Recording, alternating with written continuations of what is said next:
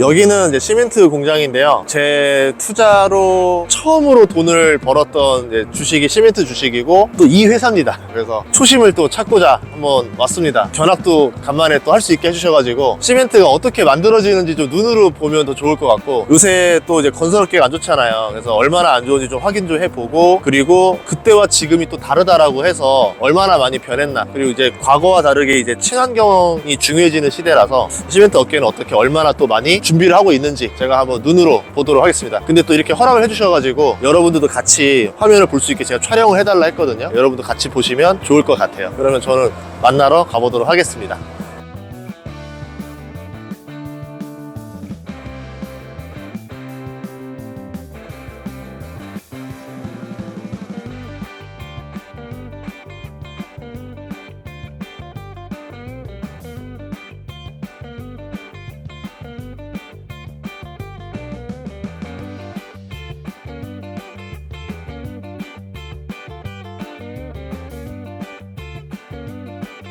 나 폐플라스틱을 이렇게 태어나서 많이 보긴 처음이어가지고요, 제가. 예. 이게 지금 연료로 쓰이는 거 아니에요? 그렇죠. 그럼 만약에 이게 연료로 이렇게 쓰이지 않으면 예. 이게 어디로 가야 되는 거예요? 매립장으로 가던가, 네. 예, 그냥 소각장으로 가고. 네. 순서는 그렇습니다. 일단은 퇴합성 수지가 물질 재활용이라 해서 육가품 같은 경우에는 이제 물질 재활용 하는 데로 가고요. 그 다음에는 열적 재활용, 그 다음에 소각, 이런 단계를 거치죠. 그 소각의 전 단계에 있는 겁니다. 이거 뭐 다른 나라들 이거 바다에 버리고 막 이러지 않아요? 그렇죠. 지금 문제가 많이 되죠. 네. 이게 시멘트사가 처리하지 않으면 우리나라는 쓰레기산이 될 수도 있죠. 그동안은 이제 텍스트로만 배웠다가 눈으로 보니까 이게 현실적으로 느껴지네요. 이게 시멘트가 처리 안 하면 이게 매일매일 어딘가에는 묻혀야 되거나 소각을 그렇습니다. 해야 되거나 하면서 땅을 오염시키든 바다를 오염시키든 대기를 오염시켜야 되는 거를 여기서 지금 이렇게 잘 처리를 해주고 있는 그렇습니다. 거잖아요. 와. 네, 안녕하세요. 반갑습니다. 예, 안녕하세요. 반갑습니다. 네, 예. 한 분씩 또 소개 부탁드리겠습니다. 네, 저는 한국시멘트협회에서 대외협력실장을 맡고 있는 한찬수입니다. 반갑습니다. 예. 아세아시멘트 제천공장 환경팀의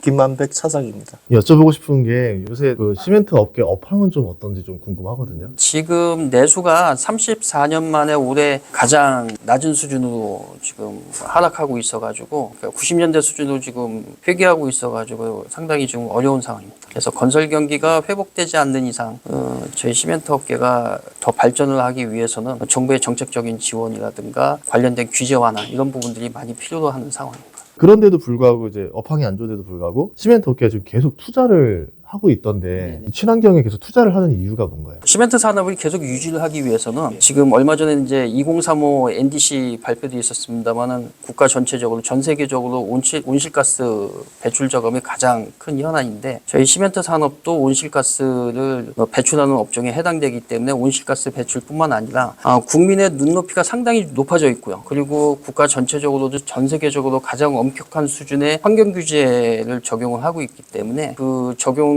규제를 준수하기 위해서는 막대한 설비 투자가 불가피하고 거기에 필요한 재원이 조달을 갖다 해야 되는 상황입니다. 이렇게 해야지만 저희가 그런 부분과 관련해서 그 정상적인 그 생산 활동을 할 수 있고 안정적으로 제품을 갖다 생산을 할 수가 있는 상황입니다. 그러면 아까 봤던 공장에서는 지금 친환경 위해서 어떤 것들을 좀 투자를 하거나 설비를 해놨죠? 지금 올해 같은 경우는 저희가 이제 질소산화물 저감을 하기 위한 SCR 설비를 이제 국내 최초로 이제 도입을 하게 됐습니다. 그 기존에 없던 기술은 아니고 쭉 있어 왔던 기술인데 그 적용면에 있어서 저희 시멘트 공장에 적용하기가 상당히 좀 여러 가지 난제들이 좀 많았던 그런 설비였는데 저희가 이 국내 최초로 그 설비를 이제 설치를 하게 됐습니다. 뉴스에서 많이 봤던 내용이었는데 아까 보니까 이제 폐플라스틱을 이렇게 해서 쌓아놓는 거 보고서는 규모를 보고 되게 놀랐어요. 그러니까 이제 이게 만약에 이렇게 이게 처리가 여기서 안 됐었으면 이게 다 땅 아니면 뭐 바다로 가든 소각을 해서 대기 오염이 되든 이렇게 하는 건데, 저도 예전에 제가 시멘트 투자를 했던 사람으로서 궁금한 게 홍보를 많이 안 하는 거 아니에요? 좀 사람들이 눈을 못 보다 보니까 이게 이렇게까지 친환경을 위해서 이렇게 할 수 있다라는 거를 몰랐어요. 이 아이디어 자체를. 좀 소개 좀 해주시죠. 예, 그래서 이제 그 저희가 과거에 이제 1990년대 후반서부터 생산 설비를 활용을 해서 그 폐타이어, 폐플라스틱 등 이제 가연성 폐기물을 온실가스를 배출하는 화석연료의 유연탄을 대체해서 사용을 하기 시작을 해서 1990년대는 이제 마이카 시대가 도래하면서 사회 문제가 됐던 폐타이어 문제를 갖다가 해소하는 데 저희가 그 역할을 갖다 했었고요. 지금은 뭐 폐타이어를 거의 뭐 사용을 하지 않습니다만 이제 워낙 이제 1인 생활이 이제 일상화되다 보니까 이제 발생하는 폐플라스틱이라든가 이제 폐기물을 갖다 자원화해서 재활용하는데 많이 저희가 이제 생산 공정을 활용을 하고 있고 이게 실제로 이미 저희보다 더 앞서서 전 세계적으로 시멘트 산업에서 1980년대에서부터 활용이 되었던 상황입니다. 그래서 지금 대표님께서 말씀하셨듯이 이러한 홍보에 대한 부분들이 저희가 이제 늦게 시작을 해서 많이 좀 알려지지 않은 부분들에 대해서는 저희 협회를 중심으로 해서 잘못된 부분은 오해를 바로 잡고 팩트 체크를 갖다 지속적으로 반복을 해서 오해를 갖다 하시지 않도록 노력을 하고 있고 이게 이제 점차 많아지고 확대되면서 이런 부분들에 대한 이해는 많이 좀 좋아지지 않을까 생각하고 있습니다. 그러면 오늘 이 방송을 통해서 한번 좀 그래도 홍보를 한번 해볼까요? 그러니까 폐플라스틱을 완전 연소하면 유해 물질이 없다 네네. 이렇게 들었는데 네네. 그 이유가 좀 뭔지 궁금해요. 아까 전에 이제 현장에서 보셨던 시멘트 소속로 킬른의 이제 특성에 기인하고 있는데 킬른이 이제 그 밀폐용의 이제 가마입니다. 근데 그 가마 안에 온도가 인간이 만들 수 있는 거의 뭐 최고 온도, 가스상으로는 최고 한 2000도까지 가고 보통 그 원료가 이렇게 지나갈 때 그 표면 온도가 1450도에 해당을 하는데 보통 유해 물질이 완전 분해하는데 저희보다 훨씬 낮은 850도에서 한 2초 정도만 체류를 해도 유해 물질이 완전 분해되거든요. 근데 저희는 그 킬른 내에서는 훨씬 높은 1450도 최고 2000도에서 12초 이상 체류를 하기 때문에 유해 물질이 완전 분해될 수밖에 없는 그 특성을 갖고 있고 그런 설비를 갖다 보유를 하고 있습니다. 그러다 보니까 이미 유럽에서는 저희보다도 한 10년, 20년 앞서서 폐플라스틱이나 이런 부분들을 연료화해서 재활용을 하고 있고 유연탄을 대체하고 있고 그러다 보니까 독일의 일부 공장 같은 경우는 폐플라스틱을 거의 100% 연료로 사용하고 있는 그런 공장도 나타나고 있는 상황입니다. 그래서 저희가 이제 장기적으로는 계속 지금 유럽의 상황을 따라가야 되는 부분들이고 그러니까 유럽이 어떻게 보면 저희의 그 앞으로의 갈 길을 갖다 좀 제시하고 있는 상황이죠. 온실가스 배출 저감뿐만 아니라 앞서 부장님께서 말씀하셨듯이 질소산화물 배출이라든가 이런 부분들에 대한 뭐 방식이라든가 기준 이런 부분들은 저희가 지금 유럽하고 거의 좀 일치하게 좀 따라가려고 하고 있습니다. 아세아 같은 경우는 지금 이 폐플라스틱 비율이 유연탄에서 어느 정도로 지금 하고 있나요? 55% 정도. 55%. 상당히 높은 수준입니다. 예. 저희가 지금 평균 한 30에서 40%인데 55%면 상당히 저희 업계 내에서도 앞서가는 수준이라고 볼 수 있습니다. 근데 이렇게 아까 계속 투자를 하려면 돈이 좀 많이 들어가더라고요. 그러면 앞으로도 계속 목표치가 좀 있을 거 아니에요? 저희도 지금 유럽 기준으로 봤을 때 한 60% 수준까지 아까 전에 이제 독일 같은 경우는 100%까지 달성을 하고 있는데 독일을 포함해 유럽 전체는 한 60% 정도에서 그 이상이거든요. 그래서 저희도 빨리 그 수준으로 다가가려고 노력을 하고 있고 그게 이제 앞서 말씀드렸듯이 온실가스 배출 저감이라든가 그리고 이제 질소산화물 배출 저감 그리고 국민 눈높이 그리고 정부에서 갈수록 이제 강화되고 있는 환경 규제의 준수를 위해서도 반드시 필요한 부분입니다. 그러면 예를 들어서 우리나라도 좀 많이 수준까지 올라왔다 치면 뭐 옆에 있는 나라들 뭐 중국이나 이런 나라들은 어느 정도 좀 많이 돼 있어요? 일본 뭐 질소산화물 배출 저감과 관련해서는 중국도 상당히 높은 편이고 그 강화된 편이고요. 일본도 그렇게 하고 있습니다만은 이제 중국은 이제 아직도 이제 설비가 생긴 지 얼마 안 되고 그러니까 저희가 유럽을 갖다 롤 모델에서 쫓아가고 있다고 하면은 중국도 저희하고 유럽과 같이 장기적으로 봤을 땐 발맞춰 가야 되는 게 경영 방침상 맞지 않을까 이렇게는 생각을 하고 있습니다. 그리고 또 하나가 이제 그 중금속 유해 물질이 시멘트에 있다, 남아 있다, 뭐 이제 그래서 몸에 해롭다 이런 얘기를 많이 들었단 말이에요. 이제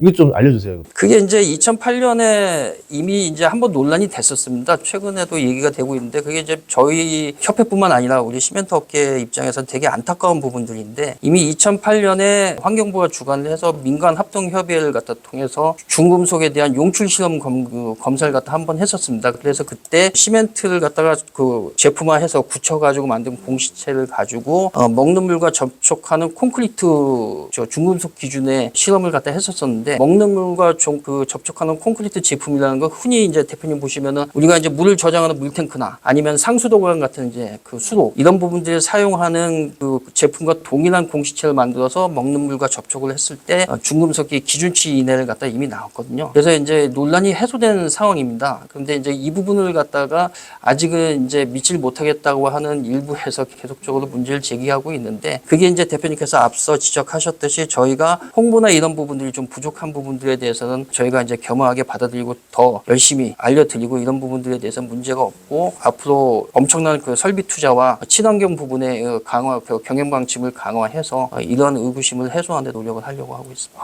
이제 언론들 보면은 이제 환경 쪽에서 특히 시멘트 쪽을 공격 많이 하는 것 네네. 같거든요. 제가 봤을 네. 때는. 왜냐면 다른 업종 대비 유달리 타겟팅이 많이 되는 것 같은데 이유가 좀 있어요? 그 촉발된 거는 한 20여 년 전에 한 공장에서 이제 저희가 이 고도의 계획된, 그러니까 이제 시스템화된 공장 설비인데, 이 설비가 이제 그 유기적으로 작동을 하다가 어느 설비 한쪽에서 트러블이 생겨가지고 가동이 일시적으로 중단되는 경우가 있습니다. 그러면은 시멘트 분진이 배출되는 경우가 있는데, 작지만 이제 지역 주민들한테는 이제 불안한 사건이 발생을 함으로 인해서 계기가 되었었고, 그 계기가 잘 마무리됐었는데, 그때 한 환경운동 가가 이거를 이제 폐기물을 갖다가 연료로 사용하면은 폐기물을 소각하는 거고, 그러면은 건강에 위험이 있을 거라는 본인만의 어떤 그 감성적인 판단의 근거를 갖다 해가지고 문제 제기를 갖다 하기 시작을 했고, 이걸 이제 일부 언론에서 그 받아서 보도를 하면서 이제 문제 제기가 됐었었는데, 저희가 뭐 그 이후로 계속적으로 언론과 이제 이런 부분들에 대해서 팩트 체크를 갖다 했었고요. 그리고 또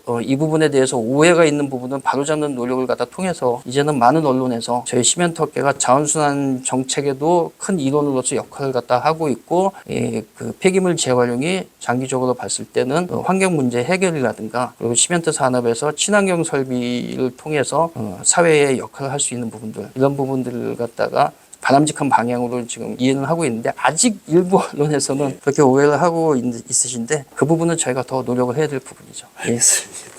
우선 이제 또 궁금한 게, 시멘트가 우리나라가 제일 싸다는 얘기를 제가 예전에 한번 들었었거든요. 네네. 지금도 우리나라 끼면 중국산보다 싼 건지 이것도 좀 궁금해요. 최근 3년 동안에 이제 코로나 팬데믹 때문에 전량 해외에서 수입하는 유연탄의 이제 수입 가격이 올라가고, 그리고 이제 공급망이 붕괴됨으로 인해 가지고 코로나가 촉발된 시기 이후 2년 동안 유연탄 가격이 2년 새 한 6배가 오르고, 최근 2년 동안은 전력 비용도 한 30% 정도 인상이 됐었거든요. 그래서 이제 막대한 원가 부담을 시멘트 업계가 감당하기가 어렵기 때문에 어쩔 수 없이 시멘트 가격을 인상을 했었는데, 그렇게 인상을 했더라 하더라도 전 세계적으로 상당히 낮은 수준에 속합니다. 그래서 중국하고 비슷하고 저희하고 경제 규모가 비슷한 대만보다도 낮은 수준이거든요. 근데 상대적으로 유럽 같은 경우는 지금 앞서 말씀드렸듯이 온실가스 배출을 갖다가 저감하고 친환경 설비 투자 확대를 위해서 유도 정부의 그 지원도 유도를 갖다 하고 있지만은, 이 경제성을 갖다 확보하기 위해서 사회적으로 시멘트 가격을 갖다 올리는 부분들을 갖다 거의 정책으로 하고 있습니다. 그래서 지금 저희가 한 톤당 한 11만 2천 원이라고 하면, 유럽이 한 톤당 한 20만 원대 후반까지 생각을 하고 있고, 온실가스를 갖다가 완전 탄소 중립의 단계에 이르는 한 2050년에는 거의 40만 원대 후반까지 올릴 생각을 하고 있거든요. 그러니까 그런 부분들을 종합적으로 고려했을 때 국내 시멘트 가격이 상당히 낮은 부분은 인정할 수 밖에 없습니다. 그거는 과거 이제 90년대까지 정부에서 이제 통제 품목에 해당됐었는데, 시멘트가 건설 경기에 미치는 영향도 있고, 그러다 보니까 물가에 있어서 중요한 지표가 되기 때문에 통제되는 품목이었었는데, 그게 이제 물론 자율화 되긴 했지만은 그때 아무래도 관성이 남아 있다 보니까 아직도 정부에서는 시멘트 가격이 오르는 것에 대해서 민감하게 생각하는 부분들이 있는데, 그런 부분들은 시멘트 업계 상황을 갖다 감안을 했을 때 좀 유연하게 좀 바라봐 주시면 고맙겠습니다. 지금 이번에 그 우크라이나 러시아 종전되면 이게 뭐 이렇게 현실적으로 우리나라에서 우크라이나로 수출할 수도 있는 거예요, 시멘트를? 물류 비용이 막대하고 저희는 중량 물이기 때문에 쉽지는 않습니다. 그렇지만은 뭐 국내 시멘트 업계 지금 엔지니어 분들의 기술력, 그리고 또 노하우가 엄청나기 때문에 어떤 그 기술 인력의 진출이라든가 현지에서 노하우를 공유하는 이런 부분들은 저희가 상당히 자신 있을 거라고 생각을 하고 있습니다. 그렇게 하시지만 실질적으로 이게 물건이 가기에는 쉽지 않을 것이다. 네, 물건은 네. 쉽지는 않을 것 같아요. 아까 제가 공장을 좀 둘러보고 나니까, 이게 아까 폐플라스틱 플라스틱뿐만 아니라 계속 이제 친환경을 위해서 또 투자하는 것들이 계속 있더라고요. 아까 아세에 뭐 또 어떤 게 있었었죠? 계속 있었던 게? GPC? NPC였나? GPC, 그린 프리믹스드 시멘트라고 해가지고요. 보통 우리가 시멘트라 보면 이제 백 시멘트 그렇게 생각하시는데 시멘트도 사실 종류가 많습니다. 종류가 많은데 그 중에서 고객이 요구하는 사항에 맞춰가지고 특수한 성능을 요구하는 그런 경우가 있습니다. 그래서 맞춤형 시멘트를 만들기 위해가지고 GPC라고 저희가 오래전부터 도입해서 운영을 해왔습니다. 뭐 대표적인 친환경 제품은 황토 시멘트라든지 또 그러면 또 CO2를 감축할 수 있는 그런 형태의 시멘트, 속성형 시멘트라 그래가지고 또 공사의 그 기간을 좀 단축시킬 수 있는 그런 성능의 시멘트, 다양한 고객 맞춤형 시멘트라고 그렇게 생각을 하시면 될 것 같습니다. 아까 그 알루미늄 새 거 하나 있었는데 네. 아까 지금 준공된 거 막 준공된 거. SCR 말씀하시는 예, 거구나. 보통 그 SCR이라는 게 선택적 촉매 환원법이라고 하는 겁니다. 보통 자동차에도 보면은 질소산화물 절감하기 위해서 SCR이 설치가 돼 있는데 과거부터 있어왔던 기술입니다. 근데 그 기술 적용함에 있어서 문제점이 뭐냐면은 자동차로 생각을 해볼게요. 배기가스 SCR이 있는데 SCR 반응하는데 먼지가 많다 그러면은 SCR이 반응을 못 할 겁니다. 먼지에 의해서 보셨다시피 시멘트 공장은 이제 분체를 다루는 그런 공장이기 때문에 공정 가스 내에 먼지 함량이 상당히 높습니다. 다행스럽게 그 저희가 온도가 높다는 공정의 온도가 높다는 그 이유 때문에 SCR이라든지 SNCR을 적용할 수 있는 온도 구간대가 자연스럽게 이루어지는 공정 내 온도 구간대가 있습니다. 근데 이제 SCR을 적용하기에는 좀 온도가 400도 정도 구간의 온도여야 되는데 그 온도 때는 저희가 먼지 농도가 상당히 많습니다. 그래서 보통 철강이라든지 아니면 발전이라든지 이런 쪽에 같은 경우는 배출되는 가스 내 먼지 농도가 높지가 않습니다. 근데 저희는 이제 먼지 농도가 높기 때문에 그 먼지의 재진 기술이 의해 가지고 SCR의 효과가 나타낼 수가 있는데 지금 유럽이나 이런 쪽에 그 먼지를 촉매층에 형성되는 그 먼지를 제거할 수 있는 그런 기술들이 최근 몇 년 전부터 이제 도입되는 그런 분위기가 있어서 저희가 스터디를 하고 이번에 설치를 하게 됐습니다. 그래서 지금 효과는 잘 나오고 있습니다. 그러면 이제 다른 이제 기업들도 이렇게 확장을 하겠네요. 이 설비를 계속. 물론 이제 그 각 업체들만의 생산 설비의 특성에 따라서 약간씩 다를 수가 있고 거기에 대한 이제 조정 과정을 거쳐야겠지만은 지금 아세아가 선도적으로 정부 정책에 이제 호응을 해서 SCR이라는 질소산화물 저감 장치를 설치를 달았고 이게 이제 효율이 나오고 있기 때문에 저희 시멘트 업계 전체적으로 봤을 때는 이러한 오염물질 배출 저감에 대한 활동 이런 부분들이 훨씬 더 탄력을 받을 거라고 예상을 하고 있습니다. 투자가 계속 들어가야 되네. 네네. 일부 애널리스트 분들이 시멘트 공장은 이미 투자가 다 끝난 상황이니까 시멘트만 팔면 된다고 생각을 하시는데 흔히 말해서 이제 뭐 백조가 그 수면 아래서 발을 갖다가 엄청나게 물질을 하듯이 크게 티나지 않는 것처럼 보일지 몰라도 엄청나게 많은 설비 투자와 관련된 설비 개선이라든가 품질 개선에 대한 활동들을 하고 있습니다. 거기에는 막대한 비용들이 들어가고. 그러면 좀 어쨌든 돈을 벌어야 더 계속 투자가 지속될 건데 네. 그럼 시멘트 업계가 보기에는 건설 경기가 언제쯤 회복될 것 같아요? 저희가 뭐 예단하기는 어렵고요. 일단은 뭐 건설업계가 호황 내지는 이제 다시 건설에 나설 수 있는 어떤 유인을 갖다 제공할 수 있도록 정부에서 뭐 금리 인하라든가 아니면은 이제 그 건설업계의 어떤 그 어려운 경영 상황에 대해서 건설업계도 또 건설업계만의 규제가 있을 테니까 그런 부분들을 많이 정책적인 측면에서 배려를 해준다고 하면은 아무래도 뭐 대표님께서도 누구보다 더 잘 아시겠지만은 건설 산업이 국가 경제에 미치는 지금 그 파급 효과라든가 이런 부분들은 여전합니다. 예, 고용 효과뿐만 아니라 그렇기 때문에 이런 부분들을 잘 감안을 해서 워낙 또 구독자 수도 많으신데 정부 관계자분들이 많이 봐주셔서 이런 부분들 좀 반영을 해주신다고 하면은 어떤 물 흐르듯이 건설이 좋아지면 결국 저희 시멘트 업계도 좋아지고 철강 업계도 좋아지고 그렇게 되면 고용도 활성화되고 지역 경제도 활성화되고 거기서 나오는 수익이 또 지금 말씀하셨듯이 친환경 설비 투자에 이어지면서 전반적으로 선순환되지 않을까 예상을 하고 있습니다. 이야기도 듣고 나니까 또 이해가 또 많이 오늘 된 것 같고 눈으로 또 보고 나서 저는 예전에 그 교과서에서 그 단어를 본 적이 있었어요. 시멘트는 기간 산업이다.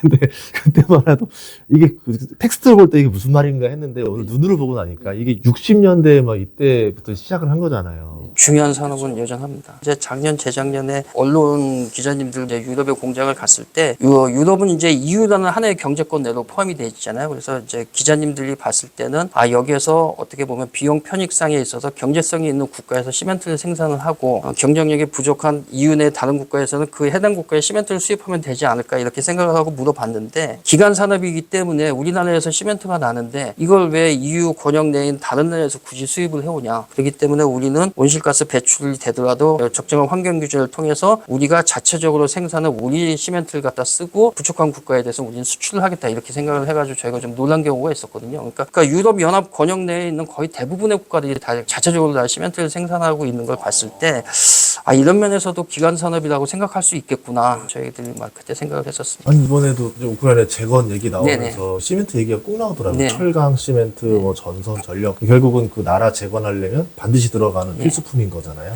저희가 이제 시멘트가 60년이 지났기 때문에 흔히 이제 산업의 사이클이나 생애 주기상 이제 성숙기를 지나서 쇠퇴기에 접어들었지 않았냐 하는데 이 부분을 갖다가 품질이라든가 재료 쪽에서의 전문가분들은 부인을 하고 있습니다. 인정을 하고 있지 않습니다. 그래서 왜 인정하지 않는 이유가 뭐냐면은 시멘트가 처음 등장한 지 200년이 됐는데 앞으로 시멘트를 갖다 대체할 만한 대용량의 경제성이 있는 건축자재를 갖다가 발명할 수 있는 부분이 그러니까 가능성이 있을까 하는 거에 대해서는 상당히 물음표를 갖고 계시더라고요. 그래서 뭐 60년이 지나든 100년이 지나든 200년이 지나든 앞으로 당분간은 시멘트가 철강과 함께 건축 구조에 상당히 중요한 부분을 갖다 차지할 거기 때문에 시멘트의 앞으로의 발전 가능성은 상당하다고 봐도 무방하다 이런 얘기들을 많이 하시거든요. 그래서 저도 그런 부분들에 대해서는 물론 제가 시멘트 협회에 있긴 하지만은 상당히 동의하고 시멘트처럼 이렇게 어떤 이렇게 물성을 갖고 있어가지고 우리가 원하는 그 모양을 갖다가 그 가정에서 그 틀 만들고 거기에 붓기만 하면은 나중에 굳으면 그런 모양이 만들어지는데 저기 확정성이 있는 건축 재료는 시멘트가 거의 유일하다고 보시면 될 것 같습니다. 그리고 아까 뭐 킬런도 다 연식이 다 있잖아요. 네. 그러면 지금 전체적으로 시멘트 업계 전체적으로 생산량이 늘고 있는 거예요, 줄고 있는 거예요? 줄고 있습니다. 줄고 있어요. 네네. 97년에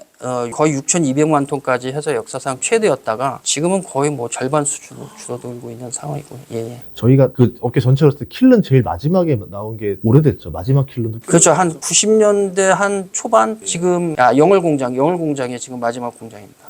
그러고 나서 25년째 새로운 킬런이 없었던 거고 생산량에서 떨어지고 있는 상황이었던 거고. 새로운 킬런이 없다고 하지만 아까 전에 대표님 말씀하셨듯이 계속적으로 설비 투자를 갖다 하고 있다 보니까 공장의 위치라든가 설비 자체는 시작된 지는 오래됐지만은 개별적인 세부적인 어떤 설비나 이런 부분은 계속 이제 신선하고 교체하고 있다고 보시면 됩니다. 왜냐하면 긴 시간 동안 이제 건설 쪽이라는 게 사이클이 안 좋은 또 불황식이 되게 긴 편이잖아요. 그런데도 불구하고 또 잘 견디고 친환경이라는 규제가 들어왔는데도 그거를 극복하기 위해서 계속 또 투자를 쉬지 않고 하면서 또 그 규제에 맞춰 나가면서 대한민국 기간 산업이라는 것도 기준에 맞춰서 잘 지켜주고 있어서 항상 감사하게 생각하고 있습니다. 예. 좋은 평가해 주셔서 네. 고맙습니다. 예. 인터뷰 이용해서 예. 감사하고 또 이렇게 또 아세아 시멘트 공장을 네. 볼 수 있게 해주셔서 아닙니다. 너무 감사합니다. 예. 예, 오늘 너무 고맙습니다. 예, 고맙습니다. 예.